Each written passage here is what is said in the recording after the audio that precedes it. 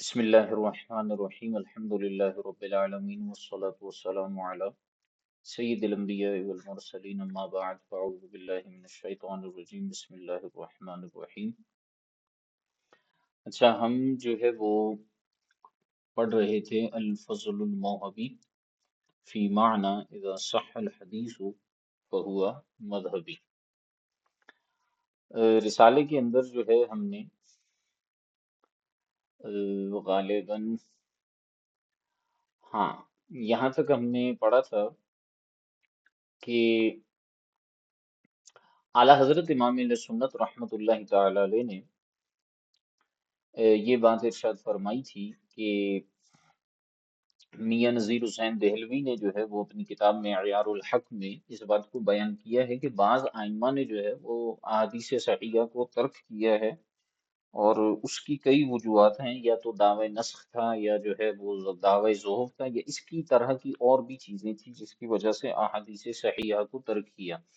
تو اس میں اعلیٰ حضرت رحمۃ اللہ تعالی علیہ نے فرمایا کہ دیکھیے کہ یہ بندہ خود اس چیز کو مان رہا ہے کہ احادیث صحیحہ کو ترک کرنے کی صرف ایک وجہ نہیں ہوتی کہ وہ منسوخ ہے یا ضعیف ہے، بلکہ اس کے علاوہ بھی دیگر کئی وجوہات ہوتی ہیں جس کی وجہ سے جو ہے وہ احادیث صحیحہ کو ترک کر دیا جاتا ہے، اور انہی کو جو ہے وہ اعلیٰ حضرت نے فرمایا. پھر اس کے بعد یہ بات بھی بیان فرمائی کہ ایسا ہے سلسلہ کہ اگر آپ کو مزید اس کی تفصیل دیکھنی ہے تو میرا جو رسالہ ہے حاجز البحرین الواقی عن جمع الصلاتین، یہ رسالہ مطالعہ کیا جائے تو اس میں بھی ہمیں کافی چیزیں سمجھ میں آ سکتی ہیں. اچھا، اس سے آگے جو ہے پھر یہاں سے دیکھیے اعلیٰ حضرت رحمت اللہ تعالی علیہ فرماتے ہیں بالجملہ موافق مخالف کوئی ذی عقل اس کا انکار نہیں کر سکتا کہ مجرد صحت اثری صحت عملی کو مستلزم نہیں، بلکہ محال ہے کہ مستلزم ہو. یہ مختصر کرتے ہوئے بات کو ارشاد فرماتے ہیں کہ مختصر یہ ہے کہ کوئی شخص آپ کا موافق ہو یا مخالف ہو، یعنی موافق سے مراد وہ افراد جن کا تعلق اہل السنہ والجماعت سے ہو، چاہے وہ حنفی ہوں، شافعی ہو، مالکی ہوں، حنبلی ہوں، یا مخالف ہوں جیسے بد مذہب ہو گئے آپ کے، یا جو ہے وہ غیر مقلدین ہو گئے. فرماتے ہیں چاہے موافق ہوں چاہے مخالف ہوں، کوئی ذی عقل یعنی جس کے پاس بھی تھوڑی سی عقل موجود ہے وہ اس کا انکار نہیں کر سکتا کہ مجرد صحت اثری صحت عملی کو مستلزم نہیں، یعنی صرف حدیث کا صحت اثری ہونا، یعنی اصول حدیث کے اعتبار سے صحیح ہونا، یہ صحت عملی کو مستلزم نہیں. ٹھیک ہے، یعنی ایسا نہیں ہے کہ صرف حدیث اصول حدیث کے اعتبار سے صحیح ہو تو پھر عمل کے اعتبار سے بھی صحیح ہو جاتا ہے. یہ ایک دوسرے کو لازم و ملزوم نہیں ہے. صحت اثری صحت عملی کو مستلزم نہیں ہے، بلکہ محال ہے کہ مستلزم ہو. یعنی یہ بات ناممکن ہے کہ صحت اثری یاد رکھیے گا، صحت اثری سے مراد کیا ہے؟ اصول حدیث کے اعتبار سے حدیث کا صحیح ہونا. صحت اثری میں لکھ دیتا ہوں تاکہ آپ کو جو ہے وہ یہ یاد رہے. صحت اثری اور صحت عملی، یہ وہی باتیں ہو رہی ہیں جو اوپر بھی بیان ہوئی ہیں، اس میں کوئی نئی چیز نہیں ہے. ٹھیک ہے، صحت اثری کس کو کہتے ہیں؟ اصول حدیث کے اعتبار سے صحت. ٹھیک ہے، اور صحت عملی جو ہے وہ لعمل المجتہد، یا جو ہے ہم یوں کہیں کہ عمل کے اعتبار سے صحت، عمل کرنے کے اعتبار سے صحت. ٹھیک ہے، یہ ہو گیا آپ کا صحت اثری اور یہ ہو گیا صحت عملی. تو اعلیٰ حضرت امام علیہ سنت رحمت اللہ تعالی علیہ ارشاد فرماتے ہیں اچھا، یہ میرے خیال سے غالباً آپ کو اسکرین نظر نہیں آئی ہوگی جو میں نے ٹائپ کیا ہے، نظر آ رہی ہے؟ ہاں،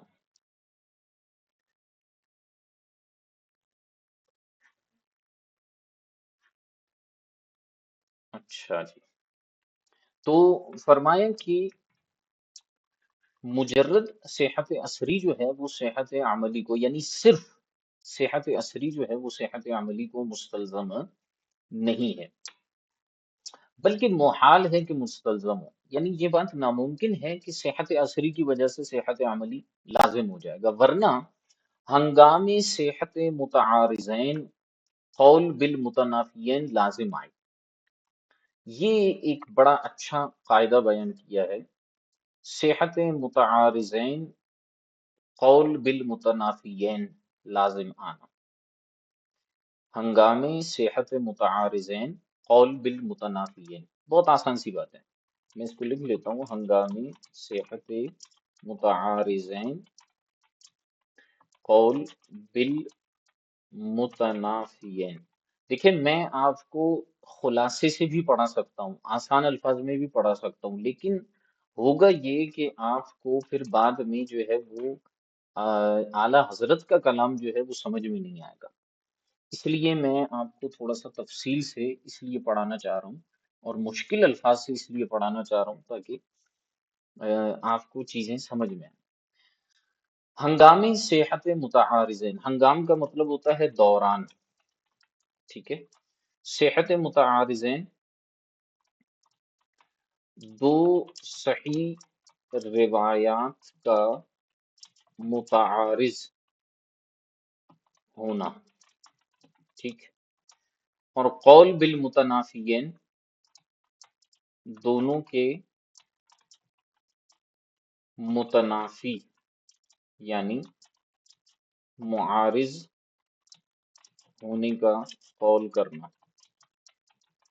دیکھیں جب دو حدیثیں صحیح ہوں اور متعارض ہوں، یعنی ٹکرا رہی ہیں، مثال کے طور پر حدیث نمبر 1 ہے کہ ایسا کرو، اور دوسری حدیث ہے کہ نہ کرو، ٹھیک ہے، دونوں کی صحت درست ہے، یعنی دونوں صحیح ہیں، تو پھر کیا ہوگا کہ ہنگامی صحت متعارضین یعنی دو صحیح روایات کے متعارض ہونے کے وقت، اس کے دوران کیا ہوگا، قول بالمتنافیین لازم آ جائے گا کہ دونوں کے متنافی یعنی معارض ہونے کا قول کرنا پڑے گا، بھئی ایک پر عمل کیا جائے گا نا، ایسا کرو یا نہ کرو، ایسا تو نہیں ہے کہ ایسا کرو بھی اور نہ بھی کرو، یا نہ بھی کرو اور ایسا کرو بھی، تو مطلب یہ ہے کہ آپ کو ایک پر عمل کرنا ہوگا، اس لیے اعلی حضرت فرماتے ہیں کہ ورنہ ہنگامی صحت متعارضین قول بالمتنافیین لازم آئے، اور وہ عقلاً ناممکن ہے، ٹھیک ہے، یہ بات عقلاً ناممکن ہے کہ دو صحیح روایتیں ہوں، ٹھیک ہے، اور دونوں متعارض ہوں اور ان دونوں پر آپ عمل کریں، ایسا ہوگا نہیں، بلکہ آپ کو قول بالمتنافیین کرنا پڑے گا، ایک کو چھوڑنا پڑے گا، ایک کو رکھنا پڑے گا، تو صحت عصری صحت عملی کو پھر کیسے مستلزم ہوا؟ یہاں پر آپ صحت عصری کے باوجود صحت عملی کو ترجیح نہیں دے رہے، یعنی ایک روایت جو کہ صحیح ہے، اب دیکھیں یہ والی حدیث ہے ایسا کرو، ٹھیک ہے، یہ صحت عصری ہے، لیکن یہاں پر یا تو آپ اس کو چھوڑیں گے یا تو اس کو چھوڑیں گے، جس کو بھی چھوڑیں گے تو اس میں صحت عملی کو پھر آپ نہیں لیں گے، حالانکہ صحت عصری موجود ہے، تو اگر کوئی شخص یہ قاعدہ بیان کرتا ہے کہ صحت عصری صحت عملی کو لازم ہے، ٹھیک ہے، لازم کا مطلب جب بھی صحت عصری پایا جائے، صحت عملی پایا جائے، تو ایسا کرنا جو ہے یہ قاعدہ جو ہے وہ اللہ آپ کا بھلا کرے غلط ہے، ٹھیک ہے، یہ قاعدہ درست نہیں ہے کہ صحت عصری صحت عملی کو لازم ہوتا ہے، ورنہ ایک حدیث ہے کہ ایسا کرو، یہ صحت عصری اس کے اندر پائی جا رہی ہے، دوسری حدیث ہے ایسا نہ کرو، اس میں بھی صحت عصری پائی جا رہی ہے، لیکن صحت عملی کس میں ہوگی؟ کسی ایک میں ہوگی، دونوں میں تو نہیں ہو سکتی، کیونکہ دونوں آپس میں متعارض ہیں، اس لیے بڑا خوبصورت ایک قاعدہ اعلی حضرت فرماتے ہیں کہ مجرد صحت عصری صحت عملی کو مستلزم نہیں بلکہ محال ہے کہ مستلزم ہو، ورنہ ہنگامی صحت متعارضین قول بالمتنافیین لازم آئے، اور وہ عقلاً ناممکن ہے، اور ایسا کرنا عقلاً ناممکن۔ تو بالیقین اقوال مذکورہ سوال اور ان کے امثال میں صحت حدیث سے صحت عملی اور خبر سے وہی خبر واجب العمل عند المجتہد مراد۔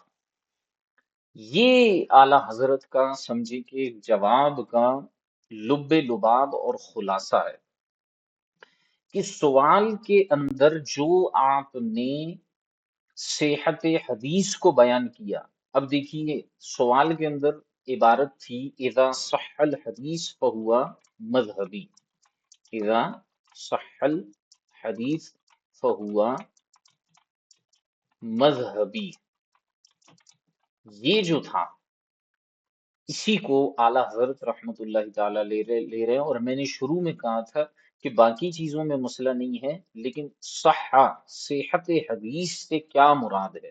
تو اعلیٰ حضرت جواب دیتے ہوئے فرماتے ہیں تو بالیقین اقوال مذکورہ سوال کے اندر جو آپ نے اقوال نکل کیے ہیں اور ان کے امثال یا اسی طرح کے دیگر جو اقوال پائے جاتے ہیں، ان میں صحت حدیث سے صحت عملی مراد ہے، اور خبر سے کیا مراد ہے؟ یعنی یہ بھی اس سے مراد بھی روایت ہوتی ہے، تو خبر سے مراد کون سی خبر ہے؟ وہی خبر واجب العمل عند المجتہد مراد ہے، نہ کہ وہ خبر جس کے اندر صحت عصری پائی جاتی ہے یا صحت خبری پائی جاتی ہے، ٹھیک ہے؟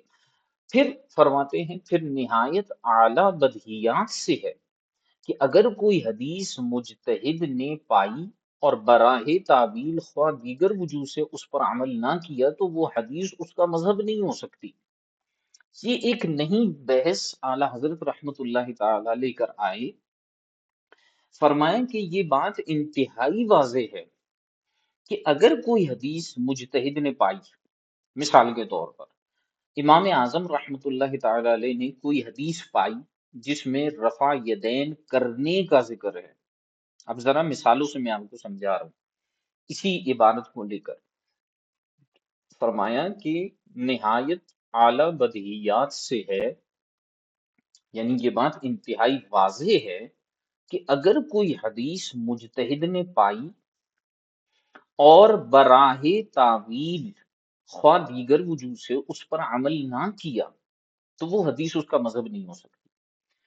جیسے میں نے مثال دی کہ مثال کے طور پر امام اعظم ابو حنیفہ رحمت اللہ تعالی علیہ کو ایک حدیث پہنچی، کون سی حدیث؟ رفع یدین کرنے والی، لیکن امام اعظم نے تعویل کی وجہ سے یا کسی اور وجہ سے اس پر عمل نہ کیا تو وہ حدیث امام اعظم کا مذہب نہیں ہے، ٹھیک ہے؟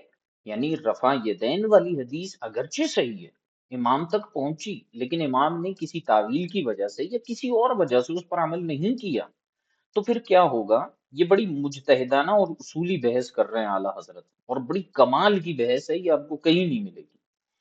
تو فرما رہے ہیں کہ امام اعظم کو مثال کے طور پر کوئی حدیث صحیح ملی، لیکن آپ نے تعویل کرنے کی وجہ سے اس میں عمل نہیں کیا اس پر، یا کسی بھی وجہ سے اس کو ترک کر دیا تو وہ حدیث امام اعظم کا مذہب نہیں ہو سکتی، ورنہ وہی استحالہ عقلی سامنے آئے کہ وہ صراحتاً اس کا خلاف فرما چکا، ٹھیک ہے؟ ورنہ تو یہ بات لازم آ جائے گی کہ امام تو اس کے خلاف عمل کر رہا ہے، ٹھیک ہے؟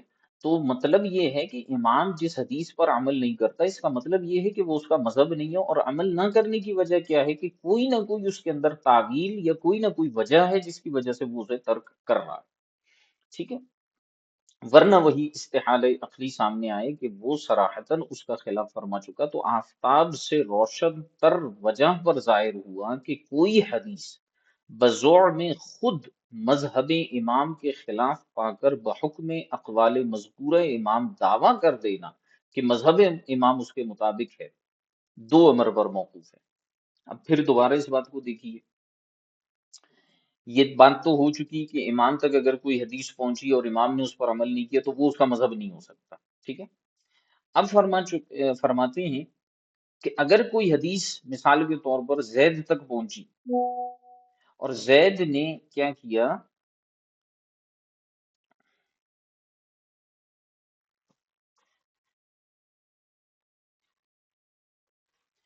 جی حضور.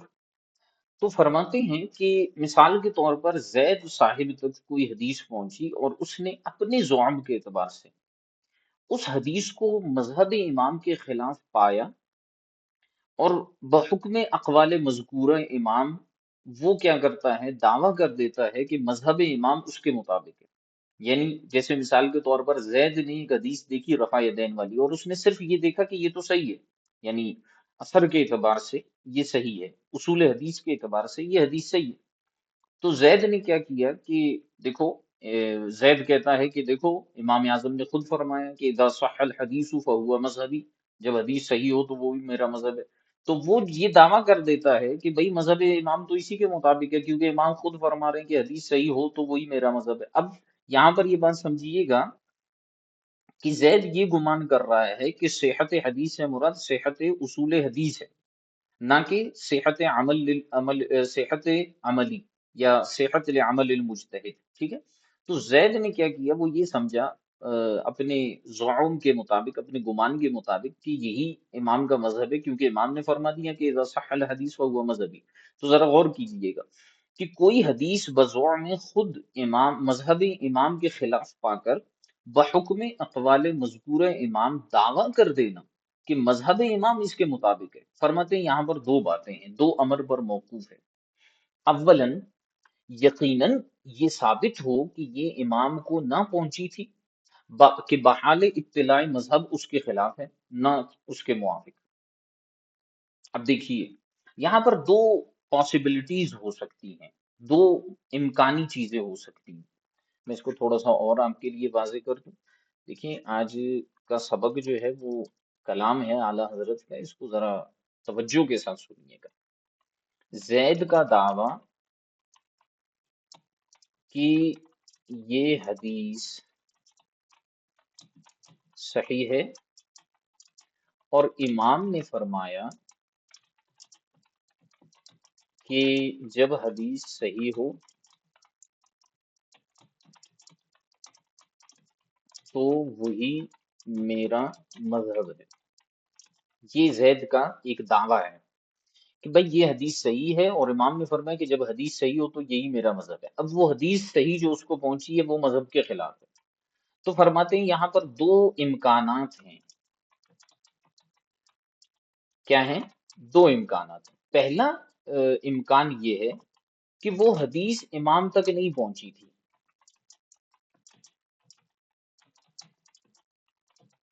ٹھیک ہے. مثال کے طور پر ہم جیسے اس بات کو لیتے ہیں کہ ترک رفع یدین اور رفع یدین والا مسئلہ ہے.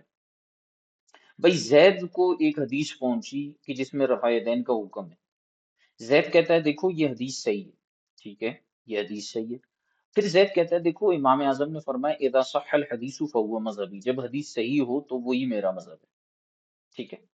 تو اب یہاں پر دو باتیں ہیں. پہلی بات تو یہ ہے کہ کیا پتہ یہ حدیث امام اعظم تک نہیں پہنچی ہو. یہ ہے پہلا امکان. امام اعظم تک پہنچی ہوتی تو امام اعظم اسی کو اپنا مذہب بنا لیتے. امام اعظم تک پہنچی ہی نہیں رفع یدین والی حدیث، لہٰذا جو ہے وہ امام اعظم نے اسے اپنا مذہب نہیں بنایا.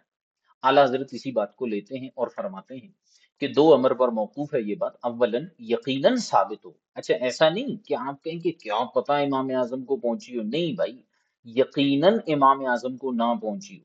یقیناً ثابت ہو کہ یہ حدیث امام کو نہ پہنچی تھی، کہ بحال اطلاع مذہب بحال اطلاع مذہب اس کے خلاف ہے. ٹھیک ہے، نہ اس کے موافق. تو اب یہاں پر پہلی جو پاسبلٹی ہے وہ کیا بیان کی کہ یقیناً یہ بات ثابت ہو کہ حدیث امام کو نہ پہنچی تھی، کیونکہ اگر پہنچی ہو تو پھر بھی مذہب اس کے خلاف ہے نہ کہ اس کے موافق ہے. تو یہ کیا مسئلہ ہے؟ ٹھیک ہے. لا جرم علامہ زرقانی نے شرح موطا شریف میں تصریح فرمائی.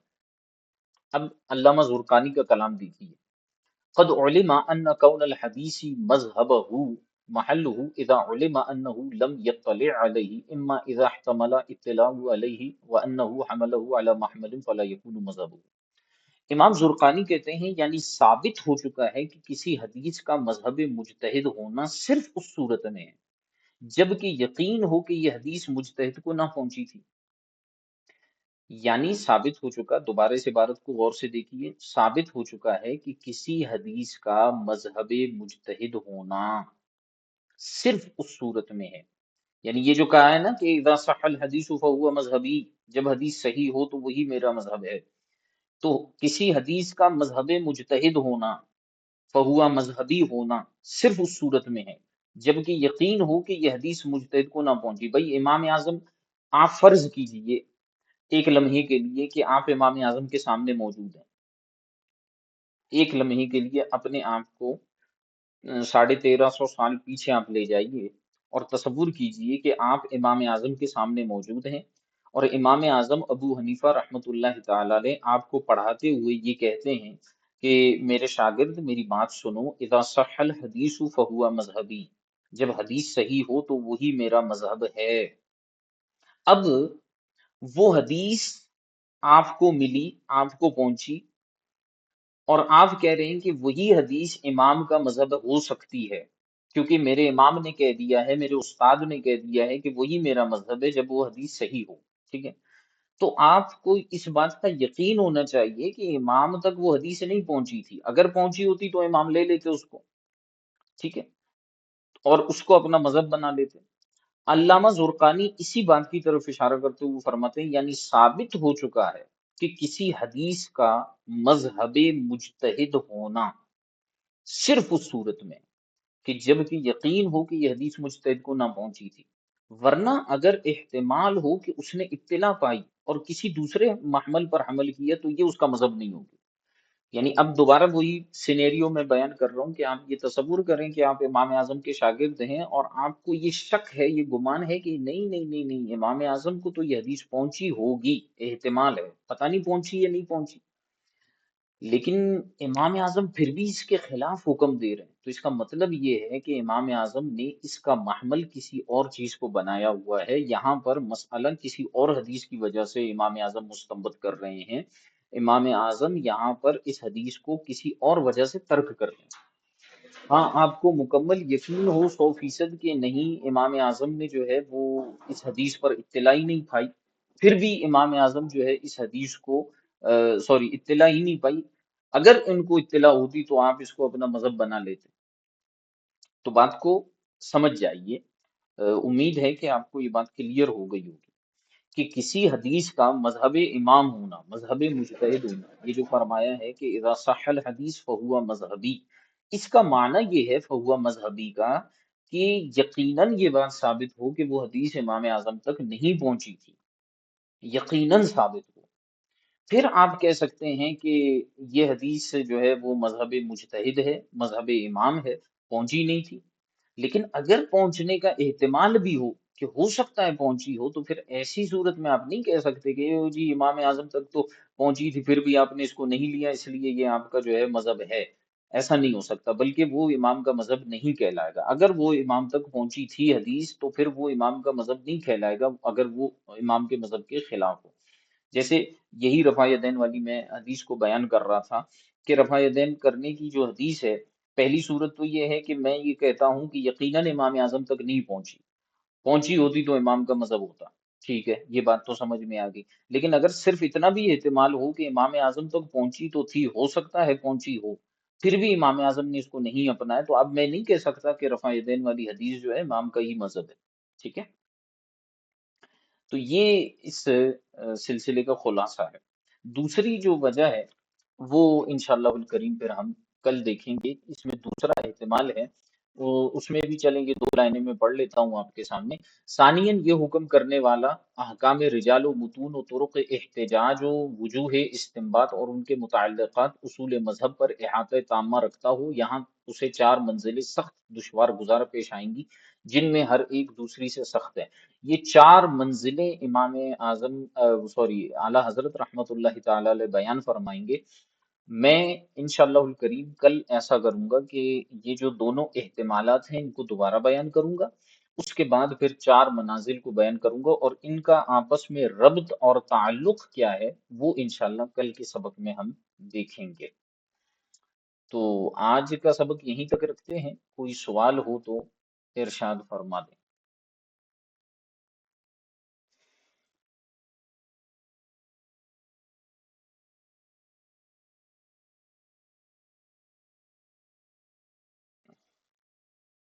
جزاک اللہ دعاؤں کے لیے.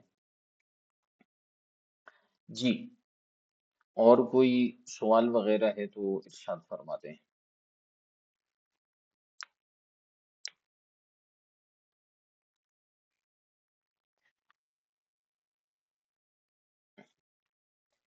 آج کا سبق، کوئی چیز، کوئی بات سمجھ میں نہ آئی ہو تو پوچھ سکتے ہیں.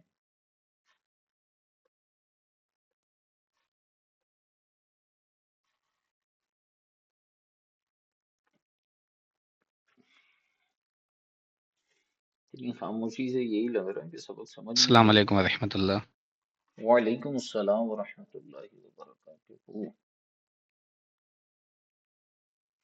قبلہ منصور احمد عرض کر رہا ہوں لاڑکانہ سے. ماشاء اللہ آپ نے بہترین انداز میں سمجھا. آج میری لائیو جو ہے نا وہ پہلی کلاس تھی. پریویس جو پہلے ریکارڈ والے اسپاک ہیں وہ کچھ میں نے دیکھ لیے ہیں، کچھ کا نوٹس بھی بنا دیے ہیں میں نے. ماشاء اللہ ماشاء اللہ، آپ کو خوش آمدید کہتے ہیں ہم اپنی تو آج کلاس میں. والا سبق ماشاء اللہ آپ نے بہت بہت شکریہ قبلہ. تو اس حوالے سے آج تو پہلی لائیو کلاس تھی تو ماشاء اللہ آپ کا انداز بہترین تھا سمجھانے کے حوالے سے. مجھے تو کافی تک سمجھ میں آ گیا ہے. ایک دو پچھلے اسباق رہتے ہیں انشاءاللہ وہ بھی کل تک سارے کور کر کے پھر انشاءاللہ ساتھ چلیں گے. ماشاء اللہ اچھی بات ہے، اچھی بات ہے. جزاک اللہ. سر درج کرنا جی فرمائیں. سر یہ نا مسئلہ رفع یدین پر میں کتاب لکھنا چاہ رہا ہوں، بلکہ شروع بھی کر دیے تو صفحات آج لکھی ہیں، ہوں. تو اس کے حوالے سے تھوڑی سی رہنمائی بھی ارشاد فرمائیں اور کون کون سی کتابیں موجود ہیں وہ بھی، اور دیکھیں کچھ میں جی میں جو سمجھ ہے گیا، وہ میں عرض کرتا ہوں. دیکھیں بات یہ ہے تنویر بھائی، اللہ کریم آپ کو برکت عطا فرمائے. میں جو ہے میرا مزاج آپ کو آگے بھی سمجھ میں آئے گا انشاءاللہ. میں اصولی گفتگو اور اصولی بحث کو زیادہ پسند کرتا ہوں، بمقابلہ یہ کہ ہم جو ہے وہ چھوٹی موٹی کتابوں سے جو ہے استدلال کریں. ہمیں چاہیے کہ جو ہمارے اکابرین اور ہمارے ائمہ کی کتب ہیں ان سے ہم استفادہ کریں. تو رفع الیدین پر نا آپ کتاب لیں مسند امام اعظم. مسند امام اعظم کے ساتھ اس کی شرح اور اس کا حاشیہ آتا ہے تنسیق النظام علی مسند الامام. یہ تقریباً جتنے بھی ہمارے پاس نسخے ہیں آج کل ان سب پر یہ حاشیہ موجود ہے تنسیق النظام کے نام سے. آپ کوئی سی بھی مسند امام اعظم اٹھا لیں تو اس میں نیچے لکھا ہوتا ہے تنسیق النظام. تو یہ حاشیہ جو ہے نا جہاں پر رفع الیدین کا مسئلہ آتا ہے مسند امام اعظم پر، یہ حاشیہ آپ پورے کا پورا پڑھ لیں، اور اگر آپ اس کو ترجمہ کر کے کاپی کر کے پورے کا پورا لکھ دیتے ہیں نا تو میں یہ سمجھتا ہوں کہ آپ کے جتنے بھی اس میں ابحاث ہیں، جتنے اعتراضات ہیں، وہ سارے کے سارے 99% کور ہو جائیں گے. اور اس کے علاوہ پھر اگر آپ کہیں اور سے اس کو پڑھنا چاہتے ہیں تو پھر جو ہے وہ بخاری شریف کی جو شرح آتی ہے علامہ بدر الدین عینی رحمۃ اللہ تعالی علیہ کی عمدۃ القاری، وہاں سے پڑھیں. دوسرے نمبر پر مشکات شریف کی شرح آتی ہے مرقات ملا علی قاری رحمۃ اللہ تعالی علیہ کی، وہاں سے پڑھیں. تیسرے نمبر پر جو ہے آپ کے پاس مشکات کی جو شرح آتی ہے مرآت المناجی. یہ اگر آپ جو ہے وہ پڑھ لیتے ہیں تو میرے خیال سے آپ کا کلیئر ہو جائے گا. جزاک اللہ خیر. استاد صاحب مزید میرے لیے کوئی تاکید فرما دیں.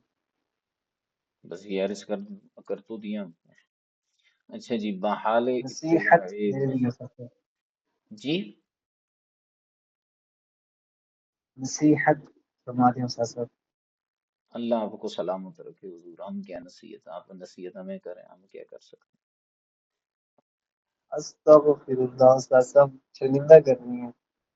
کوئی نہیں مسئلہ نہیں، شرمندہ نہ ہو، شرمندہ نہ ہو. سبق کا خلاصہ تو بیان کریں. اچھا وہ میں کرتا ہوں. یہ سوال آیا ہے بحال اطلاع مذہب اس کے خلاف ہے نہ اس کے موافق. دیکھیں یہ جو فرمایا نا دو امر پر موقوف ہے. اولاً یقیناً ثابت ہو کہ یہ حدیث امام کو نہ پہنچی تھی. یقیناً یہ ثابت ہو کہ یہ حدیث امام کو نہ پہنچی تھی کہ بحال اطلاع مذہب اس کے خلاف ہے. یہ جملے کے اندر ربط کو سمجھیے. بحال اطلاع مذہب اس کے خلاف ہے، یعنی آپ کو یقیناً یہ بات معلوم ہو کہ امام تک یہ حدیث نہیں پہنچی تھی، لیکن اطلاع کے باوجود، یعنی امام کو اگر یہ حدیث پہنچی ہے پھر بھی مذہب اس کے خلاف ہے نہ کہ اس کے موافق ہے. جیسے میں نے رفع یدین کی مثال دی کہ یا تو آپ یہ کہتے ہیں کہ بھائی امام تک تو رفع یدین کی حدیث پہنچی ہی نہیں تھی، پھر بات سمجھ میں آتی ہے کہ اب رفع یدین والی حدیث امام کے مذہب کے مطابق ہے، امام کا مذہب یہی ہونا چاہیے کیونکہ پہنچی ہی نہیں تھی. پہنچتی تو جو ہے وہ امام اس کو اپنا لیتے. لیکن بحال اطلاع امام کو پھر بھی پہنچی ہے حدیث، پھر بھی مذہب اس کے خلاف ہے، ٹھیک ہے، نہ کہ اس کے موافق ہے. تو لا محالہ امام نے کسی اور وجہ سے اس کو ترک کیا ہے، تو بحال اطلاع مذہب اس کے خلاف ہے، یعنی امام کو اطلاع ہونے کے باوجود مذہب اس کے خلاف ہے. اب یہ نہیں کہیں گے کہ امام کو پتہ بھی تھا پھر بھی امام نے جو ہے حدیث کی موافقت نہیں کی، مخالفت کی. تو پھر ایسی صورت میں تو یہ لازم آئے گا کہ امام نے جان بوجھ کر جو ہے وہ حدیث کو ترک کر دیا. تو اب یہاں پر یہ بات ہوگی کہ اطلاع ملنے کے باوجود اس کو کیوں ترک کیا. تو آگے ہم امام زرقانی نے بھی یہ بات فرما دی اور ہم آگے بھی بیان کریں گے کہ کوئی اور وجہ ہوگی جس کی وجہ سے امام نے اس کے اندر تعویل وغیرہ کر کے اس کو ترک کر دیا ہے. تو بحال اطلاع مذہب اس کے خلاف. کلیئر ہو گیا؟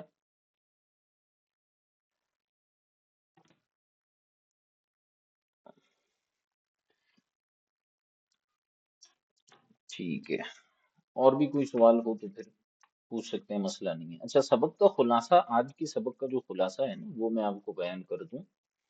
یہ چند مختصر جملے ہم نے بیان کیے ہیں. اگر میں ان کو آپ چند لمحات مجھے دے دیں تو میں جو ہے یہاں سے آپ کو جو اس کا خلاصہ ہے نا وہ تھوڑا سا یہاں سے بیان کر دیتا ہوں. یہ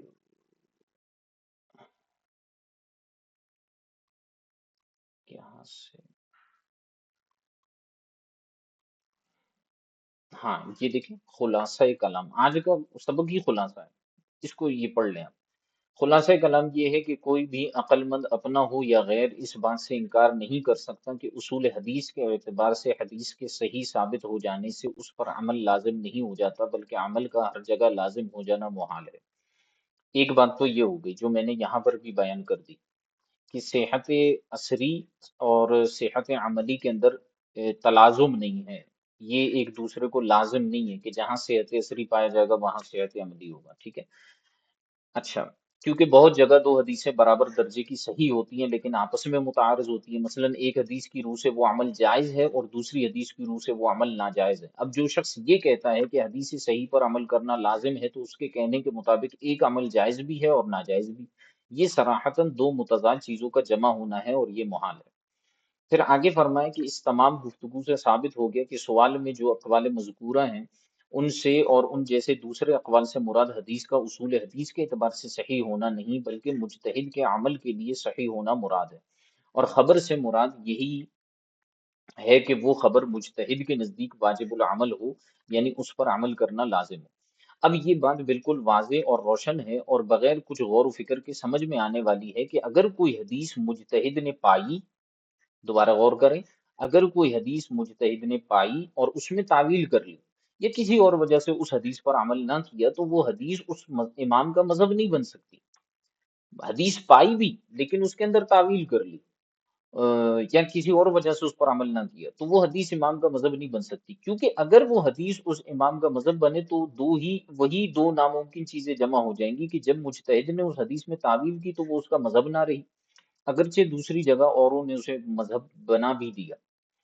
پس معلوم ہوا کہ سوال میں مذکور امام صاحب کے قول کی بنا پر کسی حدیث کے بارے میں یہ کہنا کہ چونکہ مذہب امام اس کے خلاف ہے لہٰذا وہ قول ترک کیا جائے اور اس حدیث کو امام کا مذہب قرار دیا جائے، یہ کہنا دو چیزوں پر موقوف ہے۔ اولاً یقینی طور پر یہ بات ثابت اور معلوم ہو کہ یہ حدیث امام صاحب تک نہیں پہنچی، کیونکہ اگر حدیث امام تک پہنچی اور پھر امام نے اس حدیث کے خلاف کیا تو یہ حدیث امام کا مذہب قطعاً نہیں ہو سکتی پہنچی۔ یہ بحال اطلاع والی عبارت کی وضاحت ہے۔ بلکہ دوسرے دلائل کو سامنے رکھتے ہوئے جو قول امام نے کیا ہے وہی اس کا مذہب ہے۔ اسی وجہ سے علامہ زرقانی نے موطا امام مالک کی شرح میں تصریح فرمائی کہ یہ بات ثابت ہو چکی ہے کہ کسی حدیث کا مذہب مجتہد ہونا صرف اس صورت میں ہے جبکہ یقین ہو کہ حدیث مجتہد کو نہ پہنچی تھی، ورنہ اگر اس بات کا احتمال ہو کہ مجتہد نے حدیث پائی اور اس کا محمل کچھ اور بیان کیے تو وہ حدیث اس کا مذہب نہ ہوگی۔ دوسری بات جو ہے وہ انشاءاللہ ہم کل بیان کریں گے۔ تو آج جو ہے وہ یہ بات ہوئی کہ صحت عصری سب سے اہم ترین چیز، صحت عصری صحت عملی کو مستلزم نہیں ہے، ٹھیک ہے۔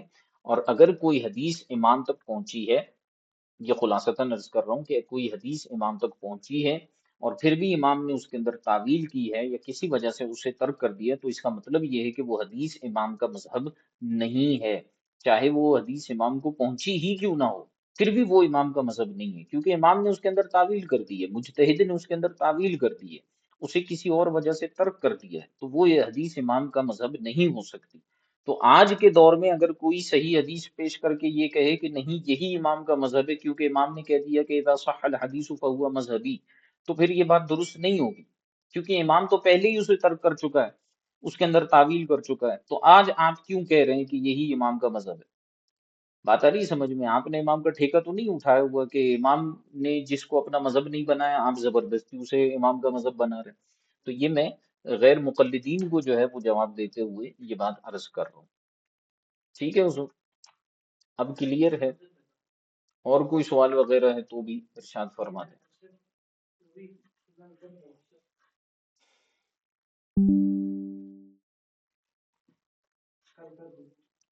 جی اور کوئی سوال وغیرہ؟